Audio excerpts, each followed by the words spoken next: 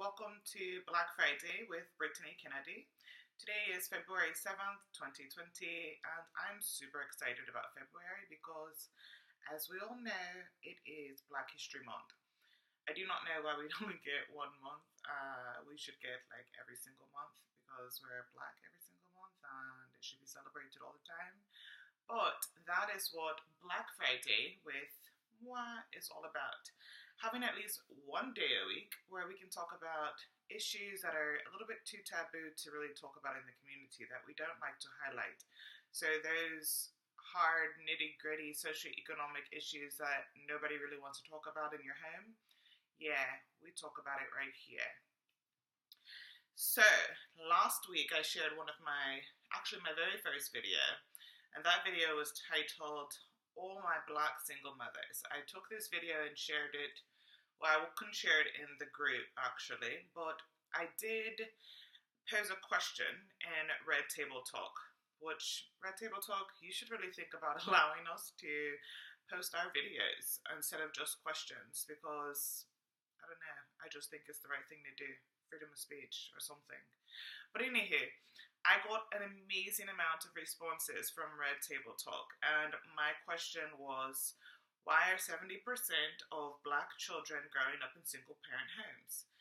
And I got about 1.3 thousand comments on that one post, and I was very excited about that. There were some people that were not in favor of seeing that question there because they felt like it wasn't the platform, because the Caucasian group, the whites, the Hispanics were all going to come in and just make their little comments. And I felt like, honestly, we need to stop doing that to ourselves. Yes, we need our own space to be able to talk about issues that are going on without outside people who know nothing about what it is to be Black offering their 2 cents. But in a group like Red Table Talk, where there's so many people commenting on posts, it is a great platform. It's the only platform that I've seen so many Black people actually comment and engage individuals. So, nonetheless, 1.3 thousand comments later, I've got feedback for you finally on this video, because I didn't really get good responses from the first video, or the first time that I presented the video. So from this question, these are the responses I got. This is an issue worldwide, not just in America, number one. Yes, that is very true. Matter of fact, a fellow sister from South Africa commented and said that it's very common for the men to say they're going to pick up something for the market and never come back. 20 years later, they're still not back. Shame on you, men, honestly. Another thing is culture. Definitely being glorified by culture, media, rappers rapping about it in their songs, this glorifying of the baby mama or whatever. That was one of the comments that was left. Lack of responsibility and accountability. That's number 1 on my list. We're lacking accountability. Men comfortable making baby mamas versus wives. Yeah, I'm going to have to agree with that. And also in opposition, wives, we need to be more comfortable being made wives versus baby mamas, for sure. Not everyone wants to be married, absolutely. Not everyone does want to be married, and that's a different category. Fatherless boys and girls don't have healthy examples. This is my biggest point and biggest issue with this statistic, is that we're creating children who do not get to see the dynamic between a husband and a wife. And when they grow up to be men and women, kings and queens of this world, they don't know what to emulate because they never saw it before.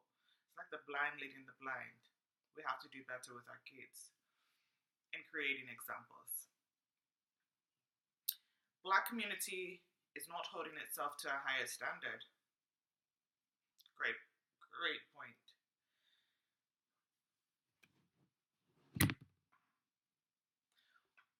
One thing that was pointed out was untreated mental illnesses and childhood trauma. Mental illness is not talked about in the Black community, and we're going to talk about it. As of right now, I'm going to have to say I agree with that. Untreated mental illnesses and childhood trauma hinders you from being able to create healthy relationships. If you have unresolved issues in here, how are you going to build something great with somebody outside? It's not possible. Too many people playing house, definitely. Not a fan. Playing house, hey.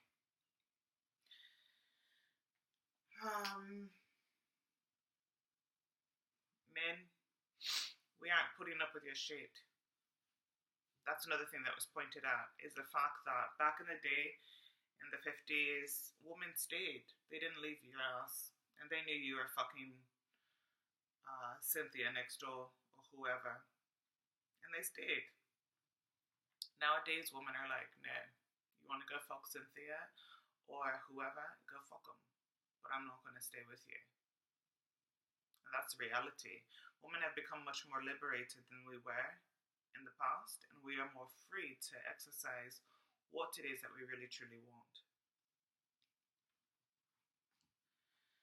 The Black family isn't educating the children on what marriage really is and what it entails, not educating Black children on how to problem solve in relationships, thus giving Black couples the desire to leave when things get too tough, rather than actually stick it through. One of the things I loved was men being raised by bitter women. And actually, I would like to read from the actual quote that was, I would like to actually quote from the comment that was left regarding this issue. So,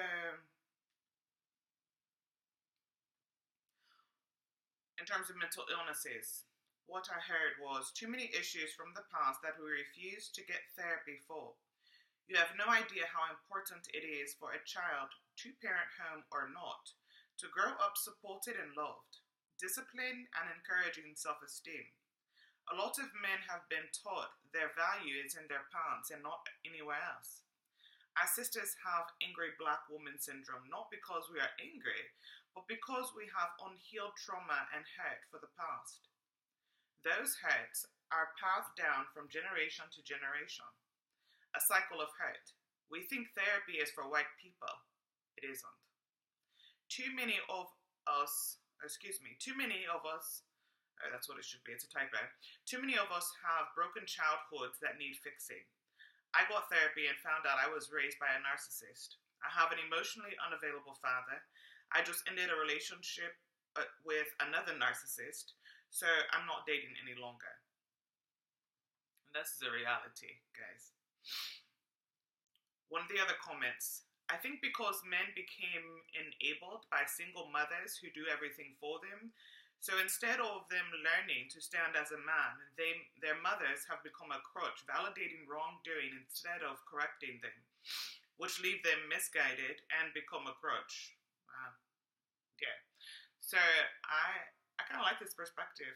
I think that definitely happens. A lot of times in society, I think women are catering to their sons and not teaching them how to be men, which is the problem here. We aren't teaching our children what they need in order to become husband and wives, and part of that cycle is because the father isn't there in the home. We can only do so much in terms of how to teach a boy to become a man. And that's the reality of our life right now. Or a lot of people's lives right now. But that's the reality of our situation in terms of the statistics that are alarming, in my opinion. And some people are going to argue the statistic, and that's completely fine. You can. But Google it, okay? The information is there and it's available to you. And as of right now, it is at least 60 to 70% of Black children are growing up in single-parent homes. Not to say that the father isn't around. because he may be around. And that's great. We want you guys involved. And sometimes things don't work out. And that's okay too. And so building a healthy friendship and having a good co-parenting relationship with each other is vital. Absolutely vital. So for those that are in that situation, I get it. But how did you get in that situation? Did you actually put in the effort to try to make it work? Or at the first sight of struggle, or the first sight of it not being what you wanted or what you thought, did you just decide, this isn't for me, I'm out the door? Are we giving up on relationships too soon and too prematurely? These are children involved, innocent children. And I guarantee you, they're growing up sitting there wondering, why mommy and daddy couldn't be together. They want that. They literally want that. No matter what you have ingrained in their head, and if you guys are talking bad about each other in front of the child or to the child, you gotta fix that. It's not healthy. It's really not. But my thought process is that we aren't doing what we need to do to create a healthy family unit. And one of the things that I got as a response, of course, was slavery. It was always designed to be this way, to break apart the family unit. And you are absolutely right. It was the white man's goal to break apart the family. But now what are we doing to bring the family together? That's what I'm curious about. Because I have a theory. Follow me. So, the white man had slavery, of course, that ripped everything apart. No families, husband and wives, sometimes were sold to different slave masters. Okay, completely stripped apart. But then you had a period where, after slavery, the family unit came back together and came back together pretty strong. In the 50s, you had that. In the 40s, you had that. And then all of a sudden, you have what I would consider the drug era. All of a sudden, drugs got introduced to the black community. Even though nobody forced you guys to take the drugs, you took the drugs and then ended up in jail. And then you were either out on the streets, drugged up, or you were in jail, incarcerated. At least that goes for the men. The women were left to fend for themselves and to raise these children on their own. And if they weren't doing it because they were also on drugs, then the grandparents stepped in. Okay? You had that wave. That wave of women became the strong, independent black woman. I can do it by myself. It's fine. I got it. My spouse is locked up for 10 years, for however long. I got it. So you had little boys and little girls growing up in the 60s, looking at their black queen, their black mother, raise them on their own. They had no example of what a father looked like. They had nobody to teach them. Father wasn't there to love the little girls, to show them, this is how you're supposed to be loved. This is how you're supposed to be nurtured. Look at how I'm treating your mother. So little girls grew up seeking love in the wrong places. Little boys grew up not knowing how to be men, not knowing how to take care of women at all. And then they had children, right? Now we're talking children from the 60s, now in the 80s, having their own kids. And then you have the wave of incarceration, right? Along with that. So you have the drugs got introduced to the community, incarceration, being on drugs, crack epidemic, whatever. And then these children grew up and they are the product of fathers who are incarcerated and or on drugs. And they ain't got no fucking clue how to be a wife or how to be a husband. And they go and have kids. Now you have another generation of children who are in the home watching their parents either try to cohabitate and make it work in a traumatic, sometimes abusive household because little Johnny didn't know how to treat his wife. And so maybe sometimes he hit on her. And little Sue didn't know any better, so she just kept loving him and staying. Now you've got two children, or a child, who grows up. They may have seen their father abusing their mother physically. Now that's what they emulate. The little girl could have seen her mother being abused, so she thinks it's kind of normal. Right? Now these children grow up, and this kind of brings us to today's generation. Those children grew up and they thought, my mom did it, I can do it.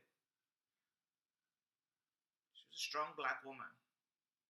But I'm not going to take that mess. You're not going to hit on me, I'm going to leave. You're not going to treat me poorly, you're not going to cheat on me, I'm going to fucking leave. We're not taking your shit, man. And to me, this is the progression. Yes, initially you had a breakdown of the system, come in and rip apart our family unit from slavery, and then do it again with the drug epidemic. Didn't nobody tell you to take no damn drugs there, so that's your own goddamn fault. Don't be blaming the system and the government for the shit that you guys fucked up because you were high and strung out. The white man did not sit there and make you smoke crack. He did not sit there and put heroin into your veins. You did that on your own. So, yes, they may have introduced it to you, but it's your choice whether or not you want to eat it or have it. At the end of the day, your wife can cook something that you don't like. You either eat it or you don't. It's your choice. So, I'm so sick and tired of hearing that excuse. Oh, the government gave us drugs. They gave us this. They incarcerated us. You know, if you don't do a crime, 9 times out of 10, your ass ain't going to jail. I ain't never had a police officer knock on my door and be like, I'm sorry, you're black, we're taking you to jail today. Never. If you don't get pulled over because they suspect you of something, it's probably literally only 10 to 20% of people, maybe even 10 to 15% of people are in jail right now for crimes they did not commit. If you do not do the crime, your ass will not be in jail. So I'm so sick and tired of hearing people talk about incarceration. Yeah, we know they give us longer prison sentences. And when you put yourself in the position to have a judge sentence you, your ass is at the mercy of the court. So don't do shit to land you there, and you won't be there. And you'll be able to raise your children. So stop using that as an excuse, because it is such a bullshit one and nobody's listening to you. At all. Your kids ain't, I promise you. They don't give a fuck. All they know is daddy wasn't there because he was locked up. If you hear my stomach growling, I'm pregnant and I'm hungry. Obviously. Or he's hungry. Which is why I started thinking about this topic. Some people were like, you just want to bring black people down, blah, blah, blah, with these horrible statistics. No.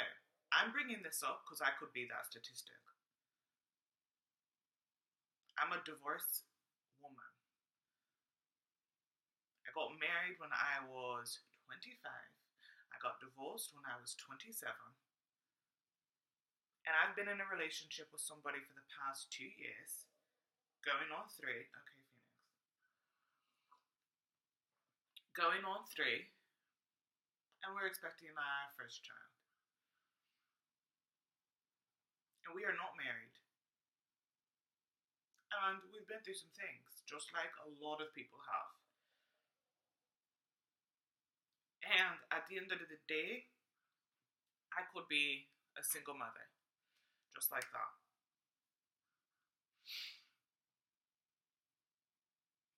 It's already almost happened several times, so we've had to put in a lot of work to make sure that my son doesn't have to worry about that. But it's always still a possibility because you don't know People fall in and out of love.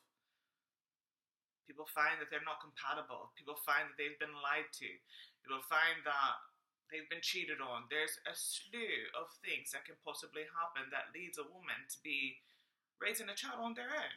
And not to say that the father isn't present. I'm 100% sure that the father of my child is going to be very present in his life. I don't have to even think about that whatsoever. And I'm grateful. I'm one of the lucky ones. But I don't know if we're going to make it as a couple. I know we're trying and doing our best. So I understand that shit happens. But my question is, what can we do now to get this number down? Because it's ridiculous. We're not teaching these little boys and girls how to be husbands and wives. And that's a problem. This cycle will continue if we don't start to figure out, look, I need to find a good man to provide for me. If you're in a situation where you are a single mother and maybe you're done and you're like, forget it, I don't want to do it. I never want to get married. I want to raise my child. I want to do my own thing. To each is their own. But if you think that your little girl or your little boy does not need to see what it looks like to have a love relationship with the opposite sex, you are out of your mind. Because they do. And if you happen to be a homosexual, and it's a same-sex relationship, then provide that dynamic that you, to the best of your ability. Provide that dynamic. But at least teach your child what it looks like, by example, to have a love relationship. Because our children are growing up, and they don't know how to love. They don't know what it is to be respected, or to give respect. They don't understand the value of love. Because they don't know what it looks like. They know what it comes from your grandmother and your uncle and your brother and familial love. But familial love is not the same thing as relational love. It's a decision. It is not automatically unconditional. It is a decision that you make every single day to decide, I love my spouse. It's communication, something that the Black community isn't really big on. We are not big on communicating with each other, telling each other how we feel, taking ownership of our own actions, being responsible for what we do and how we treat those that we say that we love. You can't say you love a woman and be cheating on her. That ain't fucking love. I don't care what you say, it's not love. You can't be with a man and say that you love him and tell him every single day, you're nothing. You don't do nothing. You have to learn to build each other up. And if that person isn't who you really believe in, then find somebody else. But at the very least, try. We need to learn to try. We sat up here and we had kids by these men. We need to try to have relationships with the people that we chose to spread our legs to. So stop blaming slavery or the systematic issues of incarceration or all this other shit that you want to excuse the reason why you're raising a child on your own. It is nobody's fault but your own. Either you failed to assure that that individual was ready to have a child, or you thought they were ready and found out later they weren't. Sometimes you get duped, it happens. But we really need to do better at taking the time to ask ourselves, have I tried every single thing to make this relationship work before you walk out that door? Have you tried counseling? Have you looked up books that could possibly help you on your relationship? The 5 Love Languages is a great fucking book. I actually have it, matter of fact. And I will show it to you. Hopefully without showing anything else. The 5 Love Languages by Gary Chapman is a lovely book. It teaches you that we all have different love languages. And in order to be able to communicate, sometimes we're just speaking the wrong language. It's like your spouse, this man speaks something of some kind of alien language, and you are from like Venus. And you guys need to learn that, you know what? I need to learn that alien language. And he has to learn, you know what? I need to know how they speak over on Venus. Because we don't seem to get it together. We're missing each other. Learn to communicate. Try to actually have a relationship with the person that you laid up and had a child with. And if it's not what you want and it doesn't work out, fine. But at least give these children an opportunity. Because we honestly are failing our kids. We are setting them up for so much failure by being selfish and thinking to ourselves that I can do it on my own. You didn't lay up there and have that child on your own. So since you didn't have it on your own, you should probably think about how to raise it with somebody. And if you cannot be in a relationship, I'm not trying to pressure people to be in relationships who aren't meant to be. Sometimes you're not meant to be together. And if that's the case, you guys better be the best damn friends that you possibly can be. I mean, he should be able to have your back. He should have your back and you should have his back. Because you have a common goal. And that goal is to raise a child in society. To protect that child. To love that child. To nurture that child. So therefore, the father of my child, I want to make sure that he is able to be at the best potential place he could possibly be, so he can be the best father that he could be for my child. And vice versa for the woman. Men should be sitting there like, yo, this girl is, I make sure that if she needs something, I don't care what it is, I'm going to make sure I'm there. Why? Because I want her to be at her highest level so that she could provide at the highest level and love and nurture my child at the highest level. That's what we should be thinking about. So, my lovely fellow Black kings and queens, I love you dearly. And this is only to empower you to be the best that you can be.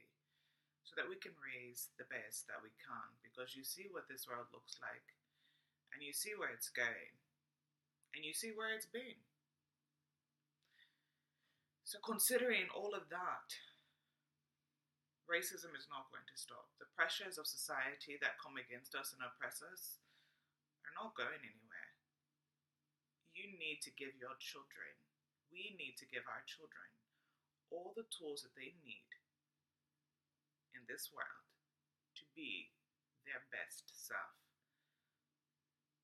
We should not be robbing them before they're even born. Sometimes we're robbing them by not creating the family unit or the home environment that is healthy enough for them to grow emotionally, spiritually, and physically. We need to do better. So let's get this shit done. Till next time. Also, a little side note, I created a group online called Black Voices Empowered. I almost forgot the name of the group myself for a second. But it's called Black Voices Empowered, and you should definitely check it out on Facebook. I would love if you subscribe to my lovely channel if you liked it. If you did not, hey, I understand, but pass this information along. We need to stay conscious and awake as much as possible, and please go and check out this group. It is a group designed to be able to give us a platform to be able to speak kind of freely. A lot of these groups out here really monitor what you post. You can't post your YouTube channels, you can't post this, you can't promote your business and all this other stuff, and I wanted to create a space where you can do that. So please go to Black Voices Empowered on Facebook and become a member. I was going to say subscribe, but that's because what you need to do right now, if you haven't, is subscribe. Yep, to my channel. Ciao, thank you.